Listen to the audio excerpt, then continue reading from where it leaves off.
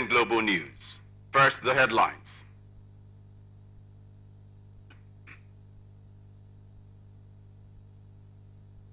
Grouping bias warns against voter suppression. Court reserves judgment in Kano, governor's appeal. Obi hints on contesting 2027 presidential election. CBN's lending to banks rises 466% to 269.68 billion naira. EU increases aid to Gaza by 25 million pounds. Naira Marley Sam Larry get 20 million naira bail. Djokovic extends lead in ATP rankings.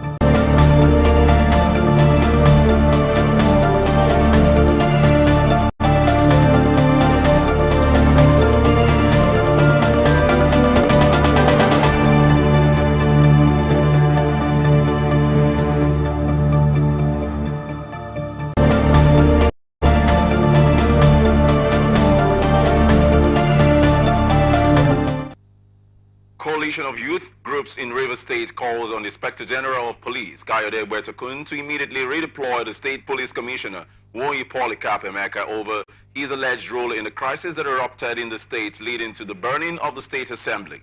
The coalition, in a statement, condemned what it called the unprofessional actions of the police, who aided some members of the Rivers State House of Assembly to sit outside the chambers despite the security situation and the direct attack on the executive governor of Rivers State. Reacting to the development on ATM blowout, public affairs analyst Reverend Humphrey Nsirim condemned the unprofessional actions and rascally behavior of the police and supports the notion of the immediate redeployment of the Rivers State Police Commissioner. Here is the report. But you see, Vivian, I must tell you the truth. The action of the police was unprofessional. Completely unprofessional. Why do I say so? That's the governor of the state. That's the chief security officer of the state walking into the assembly or wherever. He has the right to walk into anywhere that is deemed to have some issues that needs his attention. And the whole rascality, as long as I'm concerned, it's a thing that if the CP cannot account for what happened, I mean, the IG shouldn't wait the next moment. Reverend Humphrey Nsirim further said that the Inspector General would have long taken actions to redeploy the Rivers Police Commissioner and the Deputy Commissioner even before the youth group called him out. Here is a report. Presently, IG shouldn't wait for it. Except on professional note, he wants to get a clear report. Yeah. If not, I mean, it's quite unprofessional. The DC ops, I don't know what would have come over him to do that.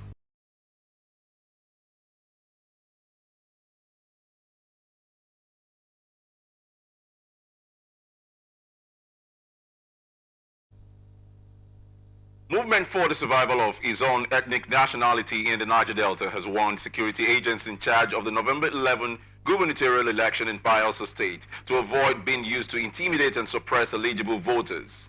The group also urged the security agents to ensure that all eligible voters exercise their civil rights without disenfranchisement by any politician or their sponsored thugs, adding that they ought to brace up and protect the people during the exercise.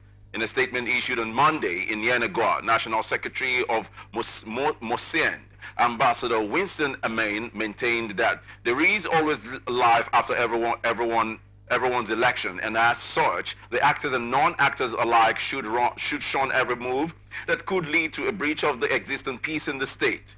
He said political parties are like clothes politicians wear to participate as required by the electoral laws. Independent National Electoral Commission and the security agencies in Bayelsa State assures Bayelsans of their preparedness in forthcoming November 11 governorship election in the state. The assurance was given over the weekend, a meeting between the chairman of INEC, Professor Mahmoud Yakubu, and the Interagency Consultative Committee on Election Security in the state. Reacting to the development on 80 and open conversation, socio-political analyst Ugochukwu Oputa criticized the Independent National Electoral Commission for always sounding prepared before elections, but over time not delivering as said. Here is the report. I started hearing all he was saying as regards preparedness for the Bayelsa State election. It brought some kind of, some kind of thoughts, like flashbacks, because this is exactly how INEC always sound confident, sound prepared, almost every election. I've had experiences where I've been in front line of 3 elections. In fact, in the last I partook in the Anambra State election, I was in front line, the governorship in 2021. I was also in the front line for the general elections of 2023. And I heard how INEC, step by step, regular updates, both from the publicity, the person in charge of publicity, and also the INEC chairman, how they reel out plans, airtight plans, And just like I think that quote has been attributed to Mike Tyson, that every boxer have a plan until you receive your first blow, and everything crumbles. And just like that, on the day of election, all plans just crumble and is left to fate. In Anambra State election, I drove my car to Rack Center to help pick some of these persons with their materials, different polling units, so that they could set up. They will tell you 8 o'clock, they'll tell you this. And some places as much as 2 o'clock, 3 o'clock, voting have not commenced. So for the case of INEC, I no longer take these their statements, they are seemingly reassuring statements. I no longer hold them, with much value. Ugochukwu Oputa further said that the lack of punishment on electoral officers and groups involved in electoral malpractices is one of the major reasons the Nigerian electoral process has remained the same. Here is the report. And the lack of consequences is the reason why our electoral process has remained the same. If you want to discourage an act, you encourage the good act and punish the bad act, the stick and carrot approach. So how many, let's take the March 2023 elections. We've seen people go to court, we've seen results upturned, we've seen, at least within the honorable hallowed chambers of the court, facts have been unnetted, results that were falsified to some extent. Beyond correcting the results, these results did not just change by themselves. They were actors. They were causative agents. So beyond correcting that, what did you do to those causative agents? You cannot say a man have died without saying who killed the man or what or who killed the man. So how many recs, INEC recs, how many returning officers, how many electoral officers have been serving punishment as enshrined by our electoral laws on the basis of their malpractice and fraud? Abia State chapter of the Labour Party has rejected the Court of Appeal judgment sacking Darlington Wokocha as a senator representing Abia Central, stating that the litigation was based on Section 77 of the Constitution, which no court can adjudicate on. Abia State LP Chairman C.K. Igara made the remarks at the party's secretariat in Omahia, the Abia State capital, while addressing journalists on Sunday evening after the court's judgment. Expressing the party's disappointment with the outcome of the court, Igara said that the judiciary is expected to always be the last hope of the common man, explaining that there are a plethora of judgments from the Supreme Court, which bars adjudication on issues of political party internal affairs. The party chairman further said the Labour Party in Abia State is deeply worried about the recent judgment that emanated from the appeal court, one of the most critical embodiments of democratic institutions, saddled with the responsibility of dispensing justice without fear or favor. While expressing shock over what it described as the rascality of the judiciary, he explained that the judgment, which upturned the verdict of the National Assembly Election Petitions Tribunal, dismissing the election of the member representing Isukwato Umunochi, a federal constituency in Abia State, Amobi, Oga in Umuahia, hinged its decision on Section 77 of the Constitution. The Independent National Electoral Commission declared Nwokocha as the winner of the election with a total of 92,116 votes. Augustine Ako Bundu of the People's Democratic Party came second with 41,477 votes but challenged the declaration in court. Ahead of the November 11 governorship election in Imo State, the Inspector General of Police, Kayode Ebetekun, has ordered the redeployment of the Commissioner of Police, Mohammed Bade, to the force headquarters. The IGP's decision to reshuffle the CP underscores the police force's unwavering dedication to upholding the rule of law and maintaining strict neutrality throughout the electoral proceedings. According to a statement on Monday by the Force Public Relations Officer, ACP Olumuyiwa Adejobi, the redeployment is not an indictment on the affected officer, but part of a broader strategic aimed at bolstering security measures, promoting transparency, and upholding the integrity of the electoral security management. Adejobi said the IGP is resolute in ensuring a secure environment is provided for all stakeholders. Parties can the citizens to participate in the electoral process. He urged all and sundry to cooperate with the police and other security agencies and adhere to the law to ensure a smooth and successful election while maintaining the principles of democracy. Federal High Court in Abuja has issued an order restraining the National Youth Service Corps from further denial of issuing the NYSC certificate being paraded by Enugu Governor Peter Mba. Justice Ian Ekwo, in a judgment on Monday, held that evidence before the court showed that Mba properly participated in NYSC program and that he was issued a certificate of completion by the NYSC. He held that the NYSC misrepresented facts in its claim that it did not issue the certificate submitted to the Independent National Electoral Commission before the last governorship election. The judge faulted them for not producing before the court 2 files containing information about Mba's participation in the program, noting that NYSC handled the case with levity. He also awarded 5 million naira in damages against the NYSC on favor of Mba. Nigeria Medical Association has confirmed the escape of an abducted resident doctor, Dr. Orokara, attached to the University of Nigeria Teaching Hospital, Ituku Ozala, Enugu State. It was learned that Orok, attached to the anesthesia department of UNTH, was on Saturday night kidnapped within the hospital premises while on call duty. The chairman of NMA Enugu State Chapter, Dr. Celestine Ugoke, who confirmed this to newsmen on Monday, said Orok miraculously made his escape after the kidnappers felt satisfied with the offer to pay the ransom demanded by his wife and gone to have a nice time with their weeds and spirits and fell into deep sleep. He said the abducted doctor gradually crawled away from the spot he was kept in the kidnappers' den, and later trekked and ran a distance before sighting human activities and then came out near the four-corner junction of Enugu Port Harcourt Expressway.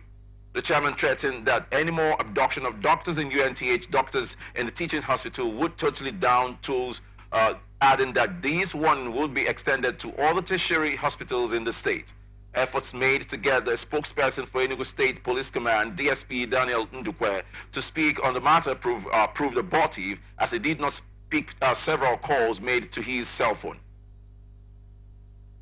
Lagos State government has sealed the Ajah Market and Oba City Mall over what it described as waste disposal offenses. This is according to a Monday statement from the Lagos State Waste Management Authority. The Loma spokesperson added that the enforcement team also cleared shanties and illegal traders' structures around the Ajah BRT corridor and Ajah Jubilee Bridge on Sunday. In the wake of the development, the Lagos State Environment and Water Resources Commissioner Tokunbo Wahab said the move was in line with the government's resolve to continue its onslaught on filth and indiscriminate waste disposal by markets and businesses. On his part, the managing director CEO of Loma, Muyiwa Badegeshin, reiterated the zero tolerance campaign, which he said is continuous. Troops of the 81 Division of the Nigerian Army have prevented a lady from jumping into the Lagos Lagoon. This is according to a Monday statement from the Acting Deputy Director of Army Public Relations, 81 Division, Olabisi Olalekan Ayeni. It said after she was stabilized, the family was contacted and she was handed over to her husband, one Mr. Spark Ohene Ovie, residing at Awoyaya, Lagos. In the wake of the rescue, the General Officer commanding 81 Division and a Major General Mohammed Usman lauded the soldiers for their gallantry in rescuing the lady. The GOC thus assured residents of the armies a resolve to protect lives and properties even during emergencies. Students of Tai Solarin University of Education in Ijebu, Ode, Ogun State gathered at the university premises to express their dissatisfaction and protest against the recently announced tuition fee hike for the upcoming 2023-2024 session, as reflected on the students' portal.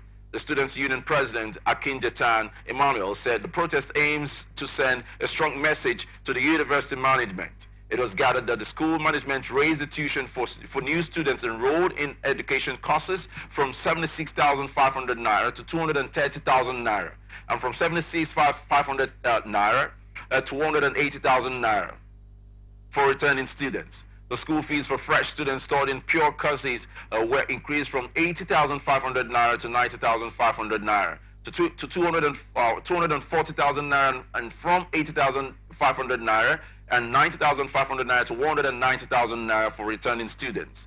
Their aim is to voice their strong disapproval of the proposed increase in school fees. The students have strongly criticized the management team for their decision, labeling it as inhumane. The students argued that the management team failed to take into account the current situation of the country and the potential consequences of their actions. You're watching the Global News on Atlantic Television Network. We'll be back after this break.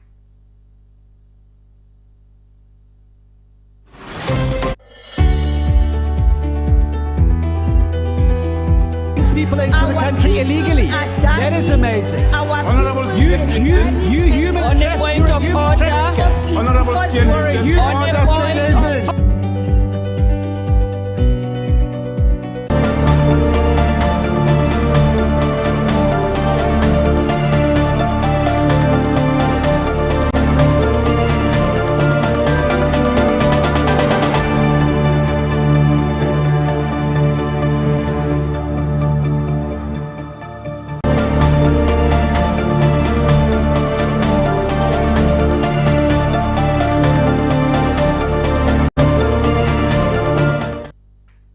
Makinde of Oyo State has approved the payment of 25,000 naira for workers and 15,000 naira for pensioners as wage awards in the state. Makinde made the disclosure in a company of labor leaders including Comrade Kade Martins, Comrade Bosun Olabiyi, Comrade Olanipekun Oluwashane, JNC Public Sector, while addressing workers at the entrance of the Governor's Office, Secretariat, Ibadan. The governor said the payment will be for 6 months at an additional 2.2 billion naira to the wage bill of the state. All the government functionaries, including Special Advisor, Labor Matters, Comrade Adebayo Titulola Sodo, the Executive Assistant to the Governor, Reverend Idowu Odedengwe, among others, also accompanied the governor during the address. The workers had stormed the governor's office as part of a decision taken during a Congress on Monday to ensure the issue is resolved once and for all. Suspended Independent National Electoral Commission Resident Electoral Commissioner in Adamawa State, Hudi Yunusa Ari, has failed to show up at the State High Court in Yola, where he was to be arraigned today, Monday. Justice Benjamin Manji of the State High Court in Yola has thus ordered INEC to produce him in court during its next sitting on November 23rd, 2023. This follows the failure of the police to serve the hearing notice to Yunusa Ari. According to the prosecution counsel to INEC, Justice Rotimi Jacobs, the police made several attempts to serve him the hearing notice by visiting his home. The defendant's shorty also could not be traced. The presiding judge Benjamin Manji, however, wondered why the police who granted him bail through a shorty could neither get the defendant nor the shorty. He therefore granted the prosecution counsel's request of 2 weeks for the defendant to appear before the court. Speaking to journalists shortly after the sit-in, counsel to INEC, Rotimi Jacobs, assured that all will be done to ensure the appearance of the defendant on the adjourned date. The Federal High Court sitting in Abuja had given the nod for INEC to prosecute Yunusa Ari, who is facing a 6-count charge over the role he played in the 2023 governorship election in the state. The prosecutor is also pushing for an arrest warrant to be issued on him. Gombe State branch of the Nigerian Bar Association condemned the attack on its members by yet to be identified persons.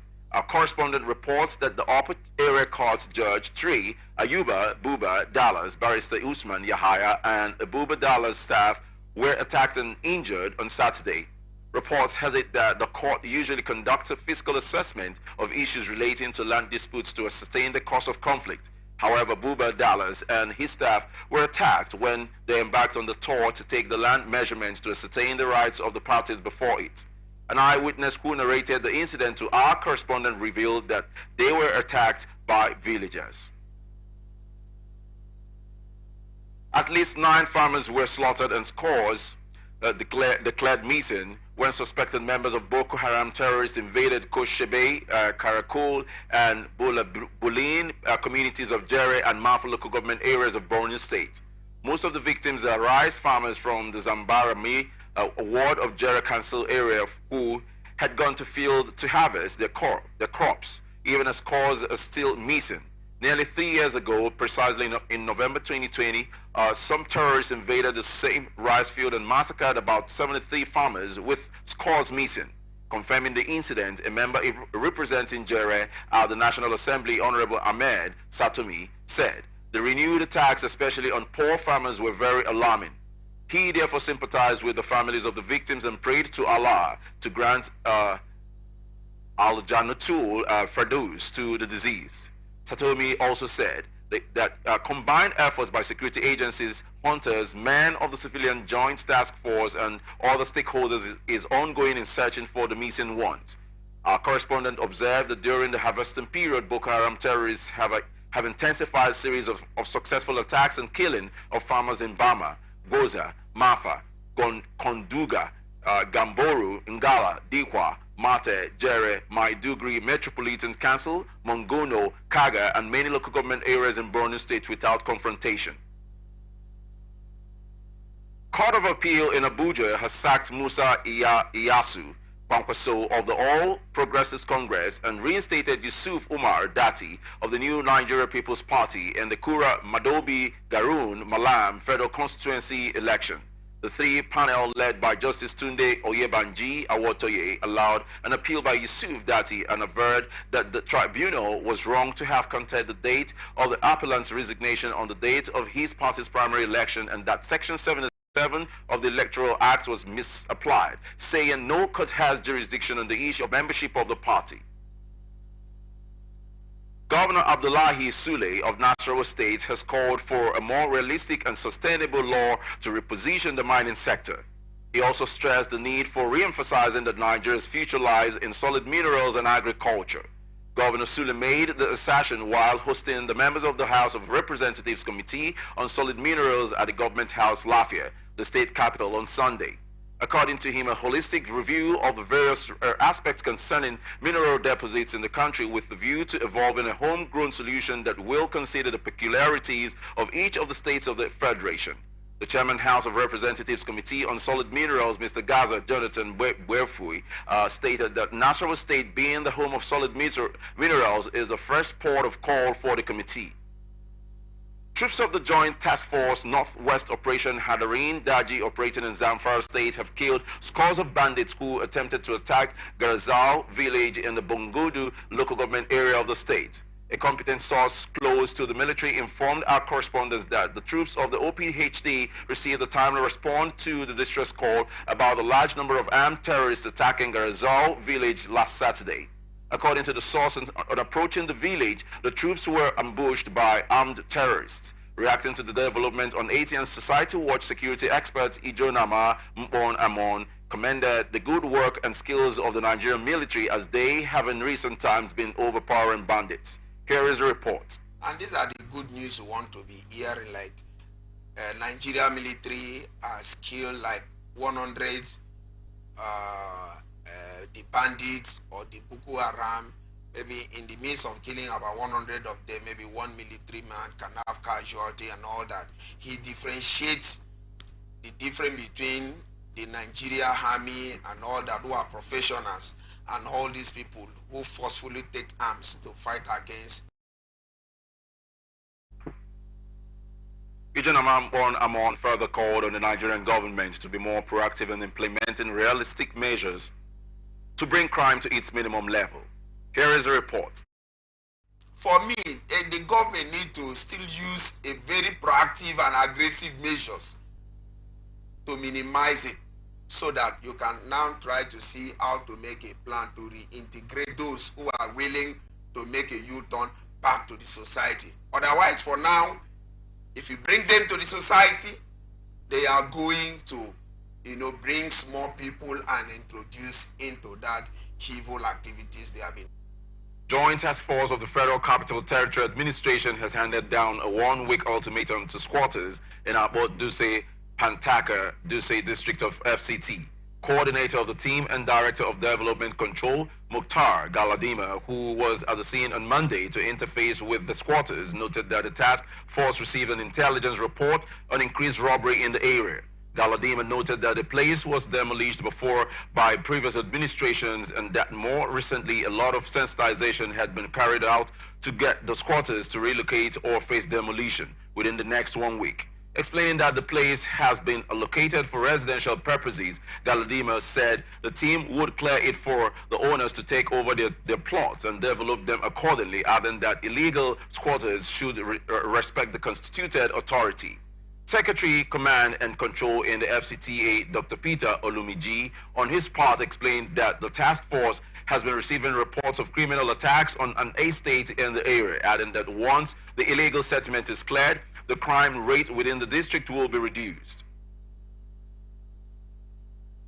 Civil society organizations in Nigeria have ensured that mechanisms are in place to check and expose electoral fraud in the November 11 governorship elections in Kogi, Imo, and Bayelsa states. The CSOs who got the commitment from the Independent Electoral Commission regarding uploading the election results on the result viewing portal, the CSOs have mapped out plans including advising Nigerians on how to gain access to the results portal to cross-check properly whether the election are transparent or not. The CSOs further said that they are deploying process and results verification device that is capable of detecting fraud as it happened in the last election to help ascertain the transparency of the polls. Reacting to the development on ATM blowout, public affairs analyst Reverend Humphrey Insirim urged the Independent National Electoral Commission to be more proficient in the forthcoming Kogi, Imo, and Bayelsa state elections. Here is a report. Yeah, for elections or electioneering in Nigeria is the INEC. The CSOs are observing bodies, are bodies that come up to be sure that things go right. My prayer is that INEC should be able, peradventure, by the disposition they have now to do these 3 states, reclaim the trust of not the Nigerians, but at least in these 3 states, that they could come up tomorrow to say, well, even though they made a blunder in February, okay, what they are saying seem to be, if not total truth, but to a large extent, it's true, okay? That they kept to their words. But as long as I'm concerned, whatever INEC is saying, they need to prove beyond reasonable doubt. Reverend Humphrey Insirim further commended the efforts of the civil society organizations in exposing electoral fraud of the electoral empire. Here is a report. The CSOs, kudos, what they are trying to put together to give trust to the masses and for the masses to be able to gain confidence in the election. However, I'm trusting that Mahmoud and his team should be able to regain the trust of these states. Peradventure, it may metamorphose into gaining the trust of the Nigerians. presidential candidate of the People's Democratic Party in the 2023 elections, Atiku Abubakar, has called on all his support groups to mobilize for the success of the party in the governorship elections in Bayelsa, Kogi, and Imo states. Recall that the Independent National Electoral Commission had fixed November 11 for the governorship elections in Bayelsa, Imo, and Kogi states. In a statement issued on Monday by the leader of Atiku Abubakar support groups, Oladimeji Fabiyi, Atiku emphasized the utmost need to win the states for the PDP. Fabiyi noted that the former vice president said there is no doubt that the PDP has put forward formidable candidates with strong character, experience, and capacity to lead the state. Labour Party presidential candidate Peter Obi has hinted at contesting the 2027 presidential election. Obi made the remark while applauding the Nigerian youths for their support during the 2023 presidential election. He spoke at a World press conference in Abuja, where he criticized the Supreme Court for affirming President Bola Tinubu's election. Obi noted that the Supreme Court's judgment broke the confidence Nigerians have in the judiciary. According to Obi, the judgment marks the end of his search for justice over the conduct of the 2023 presidential election. The former Anambra State governor further said the energy of Nigerian youths has been amazing and assured them this is not the end of the journey but the beginning. Economic and Financial Crimes Commission in Abuja refused to produce former governor of the Central Bank of Nigeria, Godwin Emefiele, before a high court of the Federal Capital Territory. The release order made on November 2nd was said to have been ignored by some alleged confusion in the interpretation of the court order. But Justice Olukayode Adebola Adeniyi, who was taken aback by EFCC's actions, rejected the claims and reaffirmed his order that Emefiele be either released on bail or be produced in court on Wednesday, November 8th, for the purpose of admitting him to bail. The judge warned that the consequences of flouting the order will be enforced to the later. Ministry of Labour and Employment has trained newsmen reporting the ministry activities and strategic reportage focusing on its function of job creation and employment generation. The training was aimed at creating awareness about the ministry's functions and workforce, which is a creation of job opportunities through skills development, certification, and skills apprenticeship, helping in reducing widespread unemployment among primary, secondary school leavers and other youths in the country. During the workshop, the permanent secretary of the ministry, Mr. Emmanuel Igbinosun, said it was significant to train correspondents on the activities of the ministry to avoid misconception. Emmanuel said that the expected outcome of the workshop is to increase the newsman's understanding of the ministry's responsibility on implementing employment and wages policies, while the Director of Press and Publicity emphasized that many correspondents are not aware that the Labour Ministry has other departments working rather than regulating ASU strikes and others. Here is our correspondent, Joseph Moses. The Ministry of Labour and Employment has trained newsmen reporting ministry activities on strategic reportage focusing on its functions of job creation and employment generation. The training was aimed at creating awareness about the ministry functions and workforce, which is creation of job opportunities through skill development, certification, and skill apprenticeship, helping in reducing widespread unemployment among primary and secondary school leavers and other youth in Nigeria.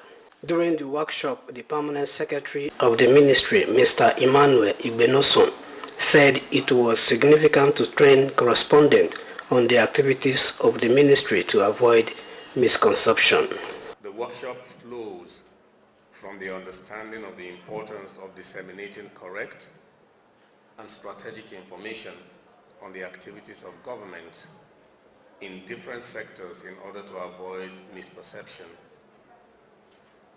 This could be achieved through reportage framed by an in-depth knowledge of the functions of the various government organizations. The workshop is also in recognition of the significant role of the media as a strategic partner to this ministry in actualizing its mandates and delivering its services. This is because without effective publicity, the knowledge and the impact of the programs and activities of this ministry would be lost on the public. An aspect of the mandate of the ministry is employment generation, and the workshop will focus on deepening the knowledge of the labor correspondents in the functions of the ministry in achieving that. This is for the purpose of ensuring strategic and effective reportage of the ministry's delivery on this area of its mandate. Emmanuel said that the expected outcome of the workshop is to increase the newsmen's understanding of the ministry responsibilities on implementing employment and wages policy. It is my expectation that the workshop will give the labor correspondents an increased understanding of this ministry's responsibility of initiating and implementing the employment and wages policies of the federal government.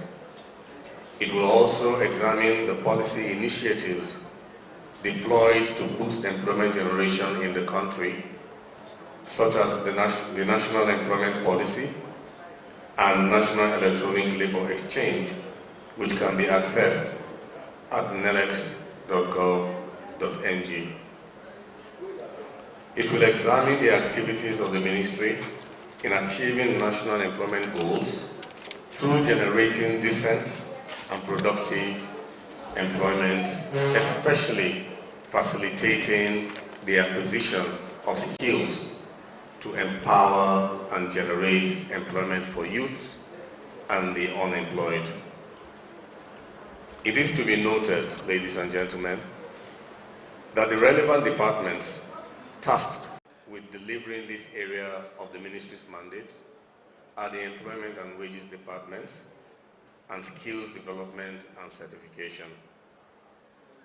The workshop is expected to deepen the knowledge of labor correspondents on these areas of the ministry's mandate, as well as update them on its activities, programs, and achievements aimed at improved reportage. While the press director and publicity emphasizes that many correspondents are not aware that the Labor Ministry has other departments working rather than regulating ASU strike and others. In fact, they didn't even know there are other unions in town other than ASU. And in the ministry, we have about 7 professional departments that not until I also came to the ministry, you will not know the enormity of the assignment saddled to the various departments in the ministry. So we felt that for journalists to be able to report the activities of the ministry appropriately, they need to know what each of the professional departments are doing. Not just picking news by roadside or, reacting to drop-offs. Joseph Moses, ATN News, Abuja. Senators resolved to include the dredging of River Benue, River Niger, and other major rivers in the 2024 budget with a view preventing future reoccurring of flooding in the country. The Senate, during an emergency session on Monday, also requested the President to consider the construction of the Dazin Hausa Dam in Adamawa to prevent excessive flooding from the Lagdo Dam in Cameroon. Our National Assembly correspondent Rotimi Odewoyi reports. The Senate emergency session is meant to approve the vote and proceedings of Thursday and possibly the supplementary budget bill, which was passed on Thursday, among other issues. Senator Abbas Iya, in a motion during the Senate emergency plenary on Monday and before going into closed-door session, explained how perennial flood has over the years led to loss of lives, rendered many homeless, and caused destructions of farmlands, thereby threatening food security. Senator Abbas Iya maintained that the situation could be more devastating if urgent actions are not taken to find a lasting solution to the issues through dredging of the rivers and other major rivers causing flooding every year in Nigeria. Of the river, which in 2022 alone, according to NEMA, displaced over 2.41 million people across, and over 600 fatalities were recorded, with expensive hectares of farmland across the state affected were swept off. Further disturbed that the result of the flood by the river Benue on Wednesday, 1st of November 2023, 32 people were on board trying to cross the river at Garin Alaji near Chikito village, where the boat capsized, but only 7 bodies were recovered and 5 people rescued alive. The remaining are still unaccounted for.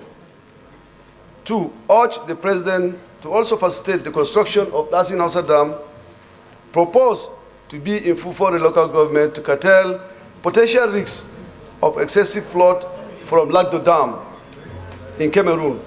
Senator Ya, while addressing Senate correspondents, said the effect of flooding in Adamawa State recently accounted for the death of over 80 persons. We have our dam, you have your dam. But Nigeria refused to construct their dam. And Cameroon will not allow the water submerge their own dam to the point destroying the dam and with the benefit they have. So whenever the dam is getting full, they release the water and it comes to Nigeria. But we don't have our dam. If you have a dam, we now control how to release the water. They will not control how to release water for us, but we control our own. That's the problem. The fault is not Cameroon, the fault is Nigerian fault, because they didn't construct the dam without bilateral agreement. There was agreement between the 2 countries before the dam was constructed. And that caused for all these loss of lives over the years. Last year, while I was speaker in Adamawa State Assembly, we had a serious flood, and NEMA calculated or made an estimation of about 600 people lost their life in 2022. And you can see in the bill, we wrote that. And that is why only the last 2 months, we lost almost 80-something people in the river. Many have hoped that there will be a consideration regarding the supplementary budget as passed by the Senate on Thursday, but this is not the case, as the Senate has adjourned plenary till tomorrow, the 7th of November 2023. From the National Assembly, Abuja, Rotimi Adewi, ATN News.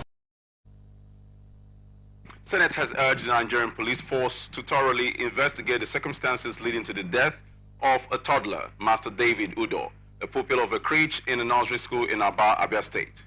This was sequel to the adoption and debate of a motion titled "Urgent Need to Mandate Schools to Locate the crèche and nursery classes to ground floors of their high-rise buildings and implement safety protocols." At plenary on Monday, the motion was sponsored by Senator Adebule Oluranti, APC Lagos. While representing her motion, the senator decried the death of Master Udo on 24th October 2023, who it was reported fell to his untimely death from a school high-rise building at Emerald International School, Aba, Abia State.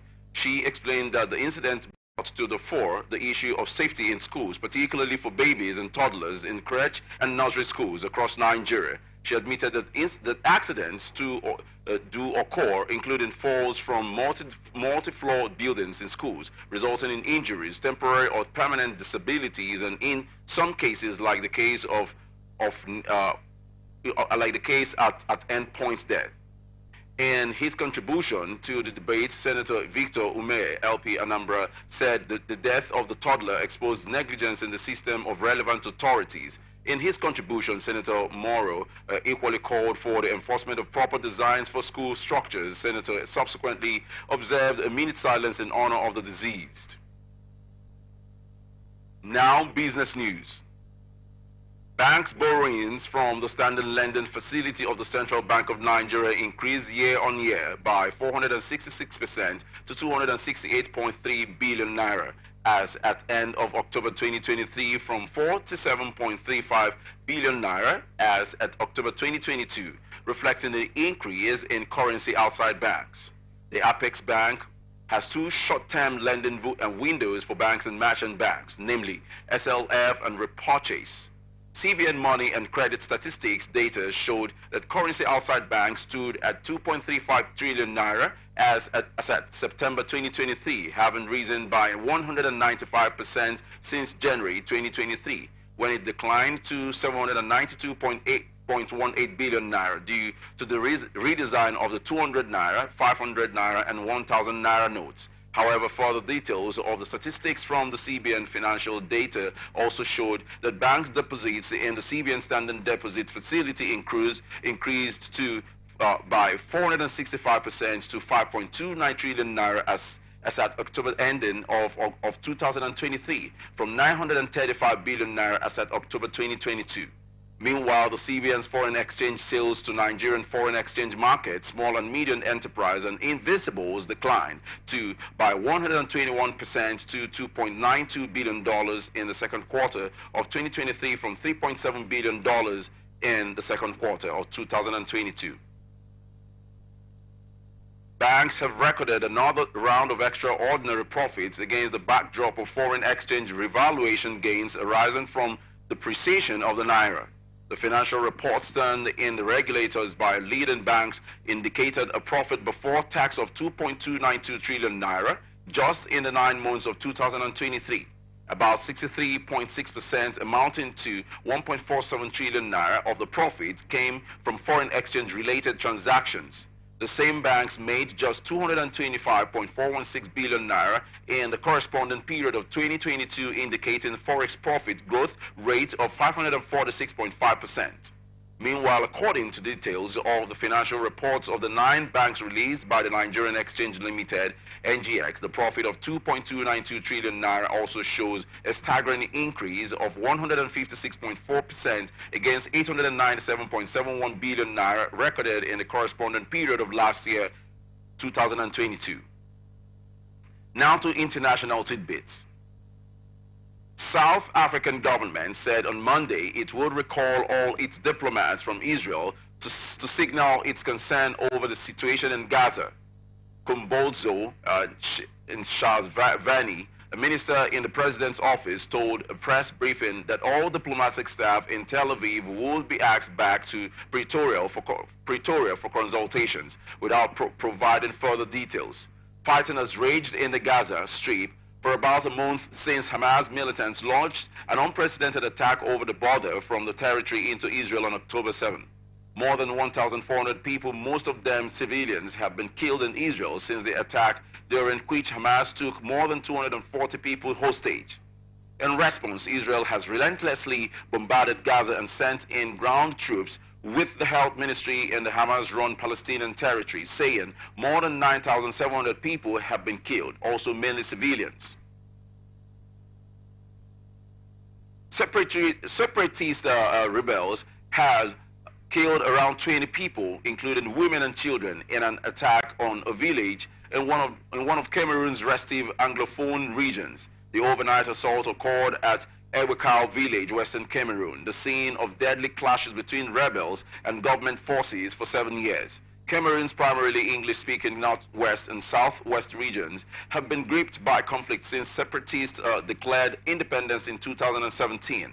President Paul Biya, who has ruled the Central African nation with an iron fist for 41 years to the day, has resisted calls for wider autonomy and responded with a crackdown. The conflict has claimed more than 6,000 lives and forced more than 1 million people to flee their homes, according to the International Crisis Group.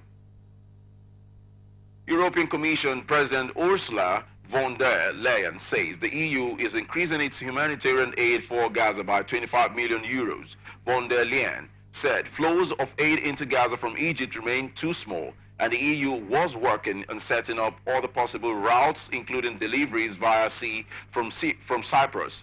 Von der Leyen, a staunch supporter of Israel, said it was essential the country strives to avoid civilian casualties in its operation in Gaza.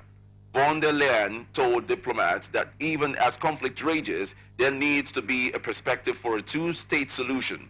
She insisted a prerequisite once the fight stops is that Gaza can be no safe haven for terrorists and Hamas will no longer be in charge of the territory. Israeli forces pushed on with intense strikes targeting Palestinian militants in Gaza on Monday as the war neared 1 month's duration, and the Hamas-run health ministry that toll approached 10,000 inside the besieged territory. Determined to destroy Hamas, whose October 7 attack left 1,400 dead in Israel and saw over 240 hostages taken, Prime Minister Benjamin Netanyahu has vowed not to let up despite mounting international calls for a ceasefire. At least 15 people have died in Kenya as floods swept away scores of houses and devastated farmland following torrential rains. According to the Red Cross on Monday, more than 1,000 livestock have died while at least 240 acres of agricultural farmland have been destroyed. Heavy rainfall has pounded the country, particularly the bone-dry north, in recent days and sent water gushing into homes and submerging roads, with similar scenes playing out across other parts of East Africa. The UN humanitarian agency OCHA said last month that Eastern Africa would likely encounter heavier than normal rains over the October-December period because of the El Nino phenomenon. Kenya's meteorological department also warned last week that heavy rains were likely to be accompanied by gusty winds. And now entertainment news. Famous singer Oluwatosin Oluwole Ajibade, popularly known as Mr. Easy, has threatened to sue a record producer over alleged breach of contract. According to the singer, he paid the unnamed producer $5,000 to produce a song meant to be on his recently released debut album, The Evil Genius, but he never sent the beat. Mr. Easy on his X handle said he wouldn't mind spending $100 to take legal actions against the producer the day he gets bored. Magistrate Court sitting in Yaba, Lagos State, has granted singer Aziz Fashola, also known as Naira Marley, and Lagos socialite Balogun Eletu, known as Sam Larry, bail in the sum of 20 million naira with 3 responsible duties. Naira Marley, Sam Larry, and 2 others were on October 6 arraigned and remanded over their alleged involvement in circumstances surrounding the death of a musician, Ilerioluwa Aloba, popularly known as Mobad. The magistrates Adeola Olatunbosin told the defendants to submit their passports and ordered that they are to report weekly to the State Criminal Investigation Department, PANTI. She also warned that no one should contact her directly on the case. Popular Nollywood movie producer Ifeanyi Obodo, Alex, has finally reacted to the controversies trailing the viral videos of his wife, Ekene Umenwa, hugging gospel singer Moses Bliss at their wedding reception. Actress Umenwa got married to Alex on Saturday. The actress, however, came under fire after a viral clip on social media captured her leaving Alex and kneeling before the gospel singer who unexpectedly turned up to perform at the wedding reception. Reacting to the controversies, the MC of the event, Deacon Famous, took to the internet to explain that Umenwa was not kneeling for Moses, but for the anointing he came with. Responding to the development in the comment section, Alex commended Deacon for the explanations. A new statement from the family of actor John Okafor, popularly known called Mr. Ibu, disclosed that one of his legs has been amputated to keep him alive. News surfaced in October that the veteran actor was ill and required financial assistance to aid in his treatment. In the statement shared on the actor's Instagram page Monday, it was revealed the actor had undergone 7 successful surgeries, including the amputation of 1 leg, in a bid to keep him alive. Here now is ATN Sports News. England will host Brazil and Belgium at Wembley in March as part of their preparations for Euro 2024. Announcement by the Football Association said the 5-time World Cup winners Brazil will visit on March 23rd with a match against 5th-ranked Belgium, who have also already qualified for the Euro 2024 finals, scheduled for March 26th. Gareth Southgate's men secured qualification for the tournament in Germany with 2 games to spare following last month's 3-1 win against Italy. England, the Euro 2024 2020 runners-up host Malta on November 17th in their penultimate Euro 2024 qualifier before traveling to face North Macedonia 3 days later. Russia's Olympic body has launched an appeal against its suspension by the International Olympic Committee at the Court of Arbitration for Sport.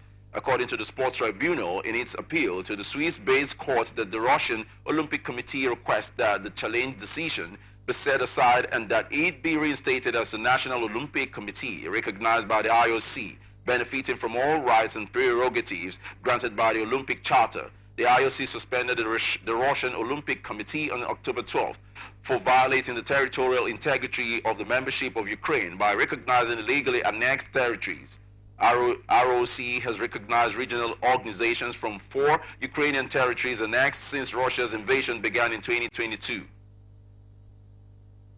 After winning the 7th Paris Masters at the weekend, Serbian superstar Novak Djokovic extended his lead in the world ATP rankings over Spain's Carlos Alcaraz. The 36-year-old Djokovic won his 40th Masters 1000 title and stretches his winning run to 18 matches to top the rankings on 11,445 points, with 20-year-old Alcaraz on 8,455 heading into the elite year-ending ATP finals in Turin next week.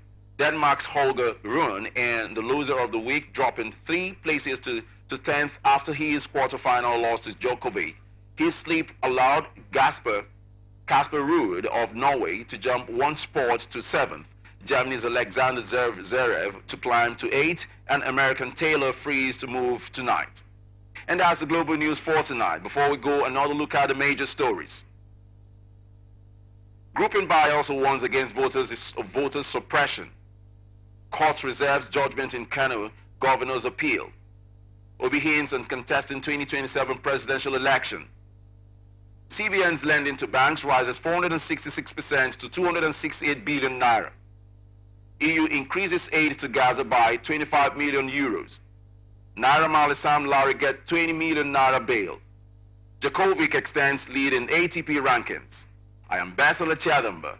Thank you for watching. You can follow us on our social media platforms. Twitter at Atlantic TV Net, Facebook and YouTube at Atlantic Television Network, Instagram at Atlantic TV Network. Peace and unity are the pathways to progress. Good night.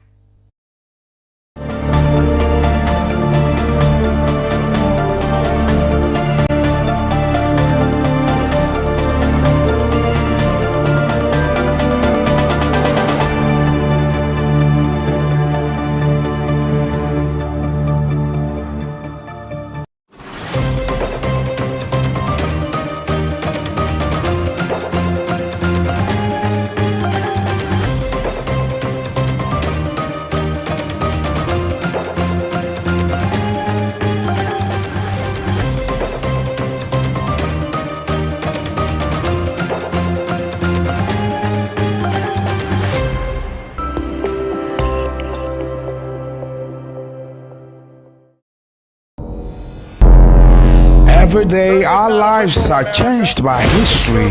We are one people, all of us. Leaders, politics. Nobody's ambition is what's the blood. I have fought very firmly. Natural occurrence, war, and the world economy. I belong to everybody, and I belong to nobody. ATN covers it all on ATN Politics today.